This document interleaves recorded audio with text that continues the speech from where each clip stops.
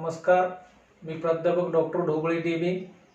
सहयोगी प्राध्यापक राज्यशास्त्र विभाग श्री छत्रपती शिवाजी महाविद्यालय उमरगा. मित्रो, आपण आजच्या या व्हिडिओमध्ये भारतीय संविधानामध्ये दिलेली जी काही मूलभूत अधिकार आहेत त्या मूलभूत अधिकारांच्या संदर्भातली चर्चा करणार आहोत. परंतु मूलभूत अधिकारांच्या संदर्भातले या अगोदर काही व्हिडिओ आपण तयार केलेले आहेत.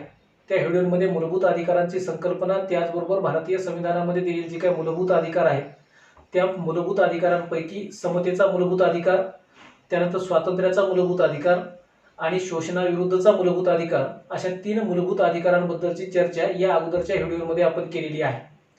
भारतीय संविधानामध्ये सांगितलेले जे काही 6 मूलभूत अधिकार आहेत त्या 6 मूलभूत अधिकारांपैकी आजच्या या व्हिडिओमध्ये आपण चौथा मूलभूत अधिकार, ज्याला धर्म स्वातंत्र्याचा मूलभूत अधिकार म्हणून संविधानामध्ये उल्लेख आहे, आणि त्यानंतर 5वा एक मूलभूत अधिकार जो की सांस्कृतिक आणि शैक्षणिक मूलभूत अधिकार या नावाने भारतीय संविधानामध्ये समाविष्ट आहे. अशा या 2 मूलभूत अधिकारांची चर्चा आजच्या या व्हिडिओमध्ये आपण करणार आहोत. पण या व्हिडिओमध्ये चर्चा करत असताना किंवा धर्म स्वातंत्र्याचा मूलभूत अधिकार आणि सांस्कृतिक आणि शैक्षणिक मूलभूत अधिकार या दोनही मूलभूत अधिकारांची चर्चा करत असताना भारतीय संविधानामध्ये जोडलेली जी काही उद्देश पत्रिका आहे त्या उद्देश पत्रिकेकडे आपल्याला जावं लागतं. कारण उद्देश पत्रिका ही भारतीय संविधानाचं तत्वज्ञान स्पष्ट करणारी आहे, आणि त्यामुळे त्या उद्देश पत्रिकेमध्ये जे तत्वज्ञान सांगितलेलं आहे किंवा जो घटनेचा सारांश सांगितलेला आहे तो सांगत असताना उद्देश पत्रिकेमध्ये एक गोष्ट अशा स्वरूपाची आलेली आहे की भारतीय संविधान हे इथल्या परंपरांचा आदर करणारा असेल. म्हणजे भारतीय संविधानाच्या उद्देश पत्रिकेमध्ये जे तत्वज्ञान सांगितलेलं आहे की हे तत्वज्ञान इथल्या लोकांना धर्म स्वातंत्र्याचा अधिकार देईल, किंवा त्याचबरोबर स्वातंत्र्याविषयीची जी भूमिका उद्देश पत्रिकेमध्ये सांगितली ती उद्देश पत्रिकेमधली भूमिका आपल्याला समजून घ्यावी लागते. उद्देश पत्रिकेमध्ये काल देखील आपण थोडंसं वाचन केल्यानंतर आपल्याला लक्षात आलेलं होतं की आम्ही भारतीय लोक भारताचे सार्वभौम समाजवादी धर्मनिरपेक्ष प्रजासत्ताक गणराज्य घडवण्याचा, आणि हे घडवलेलं जे काही गणराज्य आहे या गणराज्यानं किंवा अशा स्वरूपाच्या राज्य व्यवस्थेनं नेमकं काय करावं किंवा कोणतं ध्येय गाठावं किंवा इथल्या लोकांना कशाची हमी द्यावी याविषयीचा भाग हा पुढच्या दुसऱ्या भागामध्ये आलेला आहे. तो म्हणजे की सामाजिक, आर्थिक, राजकीय न्याय, विचार, अभिव्यक्ती, श्रद्धा, विश्वास आणि उपासनेचं स्वातंत्र्य, आणि त्यानंतर दर्जा व संधीची समानता, आणि त्या पुढचा काही भाग हा उद्देश पत्रिकेमध्ये आलेला आहे. या भागामधून आपल्याला लक्षात असे येतं की स्वातंत्र्य इथल्या लोकांना असेल, आणि ते स्वातंत्र्य कोणत्या प्रकारचं असेल तर त्यामध्ये आपण कालही भाग बघितला की विचार आणि अभिव्यक्तीचं स्वातंत्र्य इथल्या लोकांना असेल, आणि विचार आणि अभिव्यक्तीच्या स्वातंत्र्याबरोबरच इथल्या लोकांना आपल्या स्वतःच्या परंपरांचा आदर करण्याचा, आपल्या स्वतःच्या परंपरांचा विकास करण्याचा अधिकार देखील इथल्या लोकांना असेल. म्हणजे त्यातून ज्या काही गोष्टी पुढे येणाऱ्या आहेत त्या पुढे येणाऱ्या गोष्टी म्हणजे की तुम्हाला तुमची परंपरेचा सन्मान करण्याचा अधिकार आहे, तुम्हाला तुमच्या संस्कृतीचं रक्षण करण्याचा अधिकार आहे, तुम्हाला तुमच्या धर्म परंपरा ज्या आहे, धार्मिक विश्वास आहे, श्रद्धा आहे, त्या श्रद्धांवर आदर ठेवण्याचा देखील तुम्हाला अधिकार असेल. अशा स्वरूपाचं तत्वज्ञान हे उद्देश पत्रिकेमध्ये प्रामुख्याने आलेलं आपल्याला दिसून येतं, आणि त्याच तत्वज्ञानाच्या आधारावर भारतीय संविधानाच्या मूलभूत अधिकारांविषयीच्या ज्या तरतुदी 3ऱ्या भागामध्ये आलेल्या आहेत, कलम 12 ते 35 मध्ये त्या अधिकारांचा उल्लेख आपण यापूर्वीही केलेला आहे. त्यामध्ये धर्म स्वातंत्र्याचा एक मूलभूत अधिकार सांगितलेला आहे. धर्म स्वातंत्र्याचा मूलभूत अधिकार जो भारतीय संविधानामध्ये सांगितला तो धर्म स्वातंत्र्याचा मूलभूत अधिकार कलम 25 ते 28 मध्ये सांगितलेला आहे. कलम 14 ते 18 मध्ये समतेच्या मूलभूत अधिकाराची तरतूद आहे. त्यानंतर 19 ते 22 मध्ये स्वातंत्र्याचा मूलभूत अधिकार सांगितलेला आहे. 23 आणि 24 मध्ये पुन्हा शोषणाविरुद्धचा अधिकार सांगितले आहे. तिथून पुढच्या भागामध्ये मात्र 25 ते 28 मध्ये धर्म स्वातंत्र्याच्या मूलभूत अधिकाराची चर्चा ही आलेली आपल्याला दिसते, आणि त्यामुळं धर्म परंपरांचा आदर करणारी व्यवस्था किंवा हे संविधान असेल अशा स्वरूपाच्या काही गोष्टी यातून आपल्याला स्पष्ट होतात. त्या पुढे जाऊन आपल्याला आणखी एका गोष्टीचा उल्लेख असा करावा लागतो की 44व्या घटना दुरुस्तीनं जे काही धर्म निरपेक्षता नावाचा शब्द आहे तो शब्द आपल्या भारतीय संविधानाच्या उद्देश पत्रिकेमध्ये जोडला. त्याचं कारण असं की आतापर्यंत भारत हे धर्मनिरपेक्ष राज्य असेल अशा स्वरूपाच्या तरतुदी ह्या संविधानामध्ये होत्या, परंतु धर्मनिरपेक्ष नावाचा शब्द मात्र कुठेही आपल्याला सापडत नव्हता, आणि त्यामुळं भारत हे धर्मनिरपेक्ष राज्य आहे किंवा नाही अशा स्वरूपाचा संभ्रम निर्माण केला जायचा. त्यामुळं आपण धर्मनिरपेक्षता हा शब्द मुद्दामहून संविधानाच्या उद्देश पत्रिकेमध्ये समाविष्ट केला, आणि त्यामुळं मग राज्याचं स्वरूप आता स्पष्ट झालं की भारत हे एक धर्मनिरपेक्ष राज्य आहे, आणि त्यामुळंच राज्य हे सगळ्या धर्माचा समान आदर करेल, कारण पुढे धर्म स्वातंत्र्याविषयीच्या देखील तरतुदी या मूलभूत अधिकारामध्ये आलेल्या आहेत. आणि त्यामुळे राज्याचा कोणताही एक धर्म असणार नाही, राज्य कोणत्याही धर्माचा उदो करणार नाही, राज्यापासून सगळे धर्म समान अंतरावर असतील, किंवा राज्य कोण्याही धर्माला कमी किंवा अधिक लेखणार नाही, किंवा राज्य धर्मामध्ये भेदभाव देखील करणार नाही. अशा स्वरूपाची राज्याच्या बाबतीत धर्मनिरपेक्षतावादाची भूमिका ही संविधानानं स्वीकारलेली आहे. पण व्यक्तिगत जीवनामध्ये मात्र धर्माचं स्थान काय असेल याविषयीहून जो संभ्रम होता, त्या संभ्रमाचं उत्तर आपल्याला कलम 25 ते 28 मध्ये मिळतं, की धर्म परंपरांचं काय करायचं, किंवा धर्म ही जी काय भारतीय समाज जीवनाचा एक अविभाज्य भाग आहे, त्या धर्माबद्दलची भूमिका काय असावी या अनुषंगानं मानवी जीवनामध्ये धर्माचं असलेलं जे काही स्थान आहे ते लक्षात घेता तुम्हाला धर्म स्वातंत्र्याचा अधिकार किंवा धार्मिक स्वातंत्र्याचा अधिकार हा भारतीय संविधानानं भारतीय नागरिकांना दिलेला आहे. आणि त्याच अधिकाराचं वर्णन कलम 25 ते 28 मध्ये केलेलं आहे.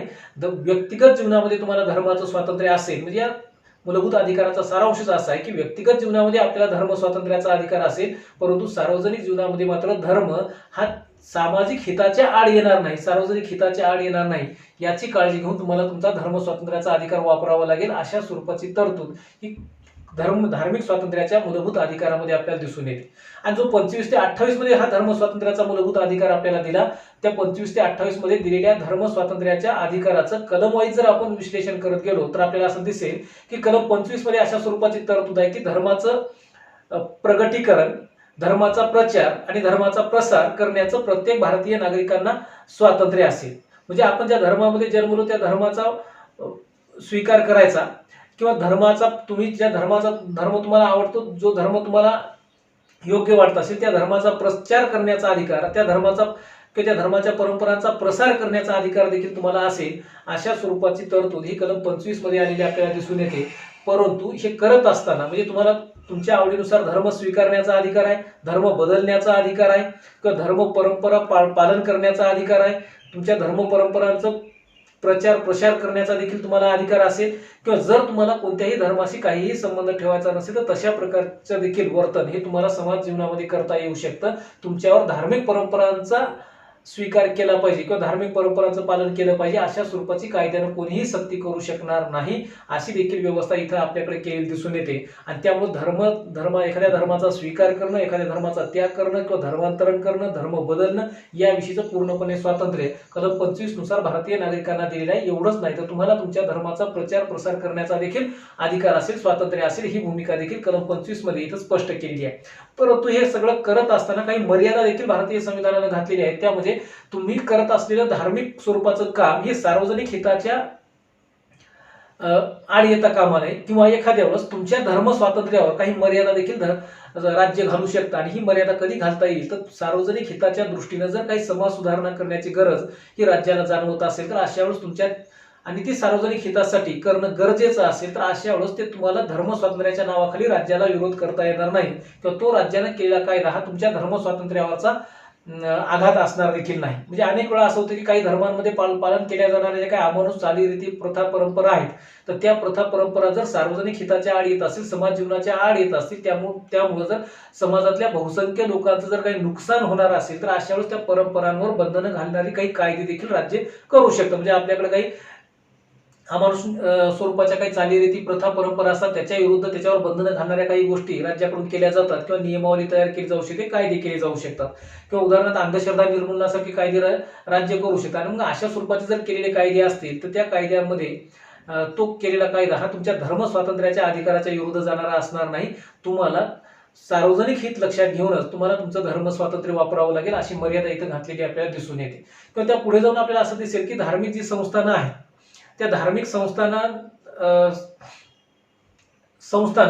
ही सगळ्याच धर्मांसाठी किंवा सगळ्याच जातींसाठी किंवा सगळ्या भारतीय लोकांसाठी ती खुली करण्याचं काम देखील राज्य करू शकतं. त्यावर किंवा धार्मिक संस्थानं ही इतर सर्वांसाठी खुलं करण्याचं काम ही करता येऊ शकतं, राज्य तसं करू शकेल. किंवा ती धार्मिक संस्थानं ही एखाद्या विशिष्ट वर्गासाठीच फक्त खुली असतील अशा स्वरूपाचं तुम्हाला बंधन घालता येत नाही, किंवा धर्मसंस्था तशा स्वरूपाची बंधने घालू शकत नाही. ह्या दोन मर्यादा जर पालन केल्या तर तुम्हाला तुमचा धर्म स्वातंत्र्याचा अधिकार पूर्णपणे वापरता येऊ शकतो. त्यापुढे कलम 26 मध्ये धार्मिक व्यवहाराचं स्वातंत्र्य दिलेलं आहे की धर्म स्वीकारणं, धर्माचा प्रचार प्रसार करणं ही एक वेगळी बाब. आणि त्याचबरोबर दुसरी गोष्ट अशी की कलम 26 मध्ये त्याचा विस्ताराने उल्लेख आलेला आहे की धार्मिक संस्था किंवा धर्म याच्याशी निगडीत असणारे जे काही इतर व्यवहार आहेत ते व्यवहार देखील करण्याचा अधिकार किंवा स्वातंत्र्य तुम्हाला असेल. म्हणजे त्यामध्ये मग अनेक गोष्टी त्यांनी भारतीय संविधानाच्या कलम 26 मध्ये त्याचा उल्लेख आलेला आहे. त्यामध्ये धार्मिक संस्थांची स्थापना करण्याचा अधिकार, जर तुम्हाला तुमच्या धर्माचा प्रचार प्रसार करायचा असेल तर त्यासाठी तुम्हाला जर एखादी काही धार्मिक संस्था स्थापन करायची असेल तर तीच धार्मिक संस्था स्थापन करण्याचा अधिकार देखील असेल. याशिवायच्या ज्या धार्मिक संस्था तुम्ही निर्माण केल्या त्या धार्मिक संस्थांचं व्यवस्थापन करण्याचा अधिकार देखील असेल, त्याचं नियोजन लावण्याचा किंवा त्याचं पूर्णपणे व्यवस्थापन करण्याचा अधिकार देखील तुम्हाला असेल, तसं स्वातंत्र्य तुम्हाला असेल. याचबरोबर धार्मिक संस्थेची चल अचल संपत्ती जी आहे, म्हणजे त्या धार्मिक संस्था तुम्ही निर्माण केल्या तर त्याची जी काही चल अचल संपत्ती, स्थावर आणि जंगम मालमत्ता निर्माण होईल तर त्या चल अचल संपत्तीचा देखील पूर्णपणे अधिकार त्या धार्मिक संस्थांना असेल. राज्य त्याच्यामध्ये फारसा हस्तक्षेप करणार नाही. म्हणजे याशिवाय धार्मिक संस्थांची जी काही मालमत्ता असते तर ती मालमत्ता प्रचलित कायद्यानुसार त्या धार्मिक संस्थांच्या मालमत्तेचा वापर करण्याचा अधिकार त्या धार्मिक संस्थांना असेल, अशा स्वरूपाची तरतूद देखील केली गेलेली आहे. म्हणजे धर्म आणि त्याबरोबर धार्मिक व्यवहाराशी संबंधित असणाऱ्या ज्या काही गोष्टी आहेत त्याच्याशी निगडीत देखील गोष्टी ह्या कलम 25 आणि 26 मध्ये आलेल्या आपल्याला दिसून येतात. आणि त्यामुळं कलम 26 मध्ये केलेल्या ज्या काही तरतुदी आहेत ह्या तरतुदी खऱ्या अर्थानं कलम 25चाच एक उपकलमाचा भाग म्हणून देखील काही जणांनी त्याला म्हटलेलं आहे. म्हणजे 25 मध्ये सांगितलेल्या ज्या काही तरतुदी आहेत त्या तरतुदींच्याच अनुषंगानं काही गोष्टी कलम 26 मध्ये देखील सांगितले की धार्मिक संस्था तुम्ही स्थापन करू शकता, त्याचे व्यवहार तुम्ही बघू शकता, त्याची मालमत्ता तुम्ही मिळवू शकता, परंतु ती मालमत्ता मिळवल्यानंतर प्रचलित कायद्यानुसार त्याचा वापर करण्याचा अधिकार देखील तुमच्या त्या धार्मिक संस्थानांना असेल, अशाही स्वरूपाचा अधिकार हा दिलेला आहे. परंतु प्रचलित कायद्याच्या विरोधात जाऊन जर तुम्ही त्या धार्मिक संस्थांच्या मालमत्तेचा जर वापर तुम्ही करत असाल तर अशा तशा स्वरूपाचा वापर करण्याची मुभा ही कलम 26 नुसार तुम्हाला दिलेली नाही. कायद्याच्या मर्यादेमध्ये राहून, प्रचलित कायद्याच्या मर्यादेमध्ये राहून तुम्ही तुमच्या धार्मिक संस्थांच्या मालमत्तेचा वापर करू शकता. किंवा त्यानंतर कलम 27 मध्ये देखील उल्लेख आलेला आहे की धर्म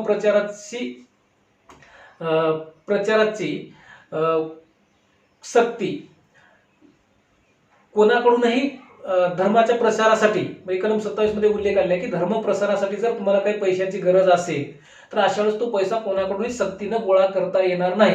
किंवा धार्मिक संस्थांच्या प्रगतीसाठी, त्यांच्या विकासासाठी, त्याच्या वाढीसाठी जर तुम्ही तुमच्या धर्मातल्या अनुयायांकडून किंवा धर्माच्या सदस्यांकडून जर तुम्ही काही चंदा गोळा करत असाल, निधी गोळा करत असाल तर तो करता येईल, परंतु ते करत असताना कोणत्याही व्यक्तीला सक्ती करता येणार नाही किंवा सक्तीनं तो पैसा गोळा करता येणार नाही. या स्वरूपाची तरतूद ही कलम 27 मध्ये आलेली दिसते. आणि त्यानंतर मग कलम 28 मध्ये काही स्वरूपाच्या तरतुदी आलेल्या आहेत. कलम 28 मध्ये धार्मिक शिक्षण आणि उपासनेचं स्वातंत्र्य याच्या संदर्भातली तरतूद आलेली आहे. आणि तीच तरतूद सांगत असताना की तुम्हाला तुमच्या धर्मसंस्थांच्या माध्यमातून काही धार्मिक शिक्षण संस्था जर तुम्हाला स्थापन करायच्या असतील तर त्या, आणि तुम्ही त्या जर केलेल्या असतील, परंतु अशा स्वरूपाच्या धार्मिक स्वरूपाचं शिक्षण हे तुम्हाला देता येणार नाही. त्याच्या संदर्भात तरतूद करत असताना कलम 28 मध्ये अशी तरतूद केली की राज्याच्या अनुदानामधून चालणाऱ्या ज्या काही संस्था असतील किंवा राज्याच्या मान्यतेनं चालणाऱ्या ज्या काही संस्था असतील, म्हणजे राज्याच्या अनुदानातून आणि राज्याच्या मान्यतेनं चालणाऱ्या ज्या काही शासनमान्य संस्था असतील तर त्या शासनमान्य संस्थांमध्ये धार्मिक स्वरूपाचं कुठलंही शिक्षण दिलं जाणार नाही किंवा धर्माधर्मामध्ये भेदभाव करणारं कोणत्याही प्रकारचं शिक्षण दिलं जाणार नाही. अशा स्वरूपाची एक तरतूद कलम 28 मध्ये केलेली आहे. म्हणजे धर्म स्वातंत्र्याचा तुम्हाला अधिकार आहे, तुम्हाला तुमच्या धर्माचे आचार विचार श्रद्धा उपासना सगळ्या काही पालन करण्याचा अधिकार आहे, त्याचा प्रसार करण्याचा अधिकार आहे, धार्मिक संस्था स्थापन करण्याचा अधिकार आहे, आणि परंतु त्याच्यासाठी मालमत्ता जमा करण्याचा अधिकार आहे. परंतु हे सगळं करत असताना धर्मामध्ये कुठेही तेढ निर्माण होणार नाही किंवा तुमचा धर्म हा सार्वजनिक हिताच्या आड येणार नाही याची काळजी आपल्याला घ्यावी लागते, किंवा धर्मामध्ये भेदभाव निर्माण होणार नाही याची काळजी आपल्याला घ्यावी लागते. आणि ती काळजी घेऊन मग धर्म स्वातंत्र्याचा अधिकार आपल्याला वापरता येतो. म्हणजे भारतामध्ये किंवा भारतीय संविधानामध्ये कसं अशा स्वरूपाचं सांगितलेलं आपल्याला दिसून येतं की एका बाजूला भारत हे धर्मनिरपेक्ष राज्य असेल अशाही स्वरूपाची तरतूद आपल्याला आढळते, आणि धर्मनिरपेक्षतेच्या तत्वाचा पुरस्कार करत असताना देखील लोकांच्या जनभावना ज्या आहेत किंवा सामाजिक मानसिकता लोकांची जी काय आहे त्या मानसिकतेमध्ये धर्माला एक विशिष्ट प्रकारचं स्थान असलेलं आपल्याला दिसून येतं. आणि त्यामुळे धर्म या भावनेपासून लोकांना वेगळं करण्याचं काम देखील भारतीय संविधानाने केलेलं नाही. कारण धर्म ही लोकांमध्ये नीतिमत्ता निर्माण करणारी एक बाब आहे. धर्म ही एक जीवन जगण्याची पद्धती आहे. धर्म ही इथल्या समाज जीवनाचा एक अविभाज्य भाग आहे. ही गोष्ट मान्य करून भारतीय संविधानाने इथल्या भारतीय नागरिकांना धर्म स्वातंत्र्याचा मूलभूत अधिकार बहाल केलेला आहे. म्हणजे तुम्हाला तुमच्या धर्माचे आचार विचार प्रचार प्रसार सगळं करण्याचा अधिकार आहे. फक्त तुमचा धर्म हा सार्वजनिक हिताच्या आड येणार नाही. आणि याशिवाय राज्याच्या अनुदानातून चालणाऱ्या ज्या काही शिक्षण संस्था असतील, राज्याच्या मान्यतेनं चालणाऱ्या ज्या काही शिक्षण संस्था असतील त्या शिक्षण संस्थांमध्ये देखील धार्मिक स्वरूपाचं कुठलंही शिक्षण दिलं जाणार नाही या स्वरूपाची तरतूद ही कलम 25 ते 28 या कलमांमध्ये आलेली आहे. म्हणजे एवढ्या कलमांमध्ये धर्म स्वातंत्र्याच्या मूलभूत अधिकाराची तरतूद ही भारतीय संविधानामध्ये आलेली आपल्याला दिसून येते. त्यानंतर याच भागामध्ये आपण दुसरा एक मूलभूत अधिकार बघणार आहोत. तो मूलभूत अधिकार म्हणजे सांस्कृतिक आणि शैक्षणिक मूलभूत अधिकार. हा अधिकार देखील धर्म स्वातंत्र्याच्या अधिकाराशी थोडासा मिळता जुळता असलेला आपल्याला दिसून येतो की की या अधिकारामध्ये भारतीय संस्कृतीचा आदर करणं, भारतीय परंपरांचा आदर करणं आणि त्याचं जतन करणं याच्यासाठी म्हणून सांस्कृतिक आणि शैक्षणिक स्वरूपाचा मूलभूत अधिकार हा कलम 29 आणि 30 या दोन कलमांमध्ये सांगितलेला आहे. कलम 29 मध्ये सांस्कृतिक अधिकाराविषयीचं वर्णन आलेलं आपल्याला दिसून येतं. कलम 29 मध्ये सांगितलेलं आहे की भारतीय नागरिक आणि या नागरिकांना आपली स्वतःची भाषा, लिपी आणि संस्कृती याचं जतन करण्याचा अधिकार आहे. त्याचा प्रचार प्रसार करण्याचा अधिकार आहे. म्हणजे तसंच कोणत्याही नागरिकाला शासनानं चालविलेल्या शिक्षण संस्थांमधून धर्म, वंश, जात, भाषा, लिंग या कुठल्याही किंवा भाषा किंवा इतर कोणत्याही कारणांवरून त्याला प्रवेश तिथे नाकारला जाणार नाही अशाही स्वरूपाची तरतूद ही कलम 29 मध्ये आलेली आपल्याला दिसून येते.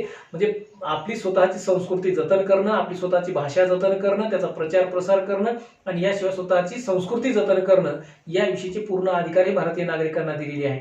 याशिवाय त्याच कलमामध्ये पुन्हा दुसरी बाब अशी सांगितली कोणत्याही नागरिकाला शासनानं चालविलेल्या ज्या काही शिक्षण संस्था असतील किंवा शासन मान्य असणाऱ्या कोणत्याही शिक्षण संस्था ज्या काही असतील तर त्या शिक्षण संस्थांमधून धर्म, वंश, जात, भाषा किंवा इतर कारणांमुळे प्रवेश नाकारला जाणार नाही या स्वरूपाची तरतूद देखील कलम 29 मध्ये आलेली आपल्याला दिसून येते. म्हणजे आपल्या स्वतःच्या संस्कृतीचं संरक्षण करण्याचा एक मूलभूत अधिकार हा कलम 29 नुसार भारतीय नागरिकांना मिळालेला आपल्याला दिसून येतो. आणि त्यानंतर कलम 30 मध्ये पुढे तरतूद केली की शैक्षणिक स्वरूपाचा मूलभूत अधिकार हा सांगितलेला आहे.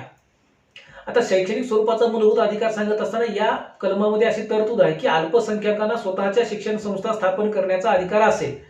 म्हणजे शैक्षणिक स्वरूपाचा प्रत्येकाला शिक्षण घेण्याचा अधिकार. आता शिक्षण तर म्हणजे घटना दुरुस्तीनंतर 2002चा जो काही घटना दुरुस्ती आहे त्यानुसार मग शिक्षण हा एक मूलभूत अधिकार आपण मान्य केलेला आहे.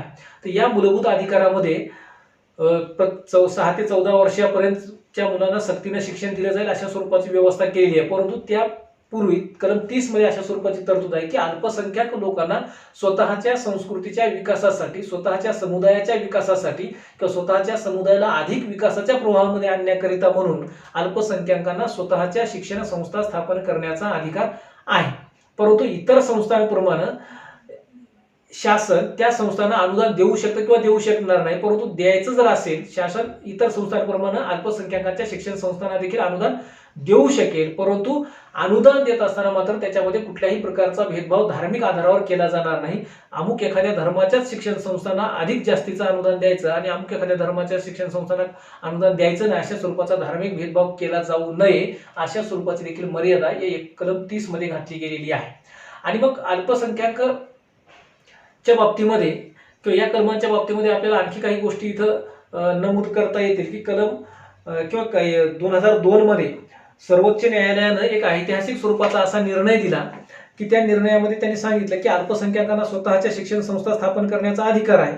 परंतु राज्याची सहायता घेऊन जर समजा एखाद्या शिक्षण संस्था जर चालत असतील किंवा अल्पसंख्याकांच्या शिक्षण संस्था जर चालत असतील म्हणजे मूळ संविधानामध्ये तरतूद अशी होती की अल्पसंख्याकांना स्वतःच्या शिक्षण संस्था स्थापन करता येतील आणि त्यानंतर तिथं आपल्या समुदायाच्या विकासासाठी किंवा त्यांना शिक्षणाच्या प्रवाहामध्ये आणण्याचं काम करता येऊ शकतं. परंतु देशातील जे काही भाषिक आणि धार्मिक अल्पसंख्याक आहेत त्या लोकांना ह्या शिक्षण संस्था स्थापन करता येऊ शकतात. शासन त्यांना अनुदान देखील देऊ शकतं अशा स्वरूपाची तरतूद आहे.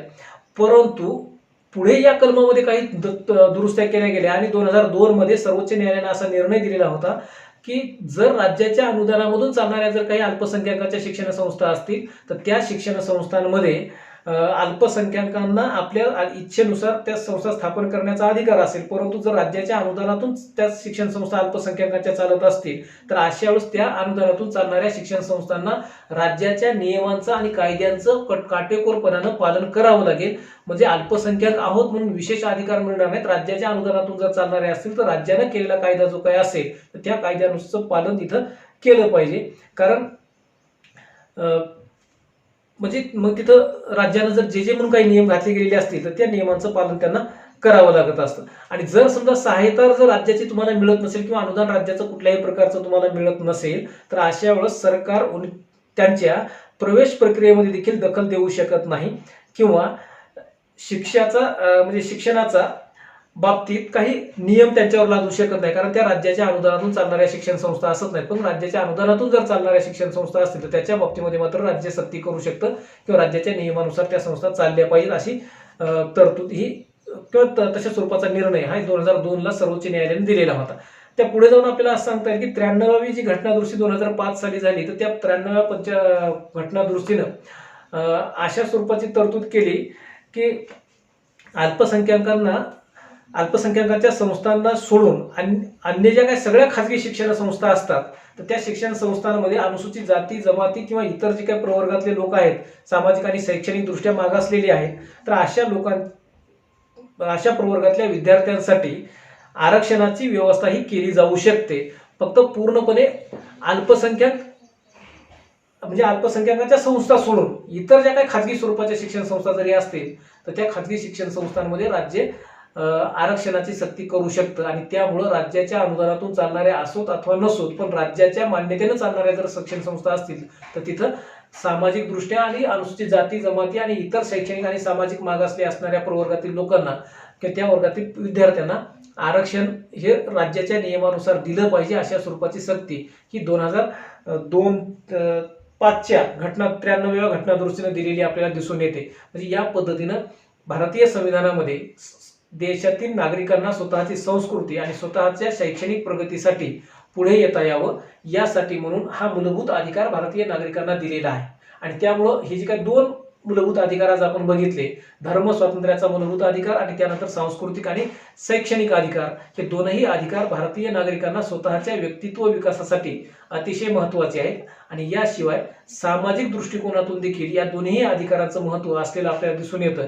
या पुढच्या भागामध्ये आपण भारतीय संविधानामधला 6वा मूलभूत अधिकार आणि जो की सगळ्यात महत्त्वाचा अधिकार म्हणून देखील मानला जातो, आतापर्यंत जे काही सगळे मूलभूत अधिकार आपण बघितले, समतेचा मूलभूत अधिकार बघितला, स्वातंत्र्याचा मूलभूत अधिकार बघितला, त्यानंतर शोषणाविरुद्धचा मूलभूत अधिकार बघितला आणि आजच्या भागामध्ये धर्म स्वातंत्र्याचा अधिकार आणि सांस्कृतिक आणि शैक्षणिक मूलभूत अधिकार असे 5 मूलभूत अधिकार आपण बघितले. परंतु या मूलभूत अधिकारांना अर्थ तेव्हाच उरेल जेव्हा या अधिकारावर जर आक्रमण झालं तर त्या आक्रमणाचा प्रतिकार आपण कसा करायचा किंवा त्याच्या विरुद्ध न्यायालयामध्ये दाद कशी मागायची याची व्यवस्था भारतीय संविधानामध्ये केलेली आहे. आणि तुम्हाला न्यायालयामध्ये दाद मागण्याचा अधिकार देखील मूलभूत अधिकार म्हणून भारतीय संविधानामध्ये दिला, ही बाब भारतीय संविधानाचे एक वेगळेपण स्पष्ट करणारी आहे. आणि त्यामुळे मग पुढच्या भागामध्ये आपण भारतीय संविधानामध्ये सांगितलेला घटनात्मक उपायांचा अधिकार ज्याला म्हटलं जातं की ज्या अधिकारामध्ये नागरिकांना न्यायालयामध्ये आपल्यावर झालेल्या अन्यायाच्या विरुद्ध कोणत्या प्रकारचे अर्ज करता येतील त्या अर्जांचा उल्लेख केलेला आहे. तर त्या अधिकारासंबंधी चर्चा या पुढच्या भागामध्ये आपण करणार आहोत. धन्यवाद.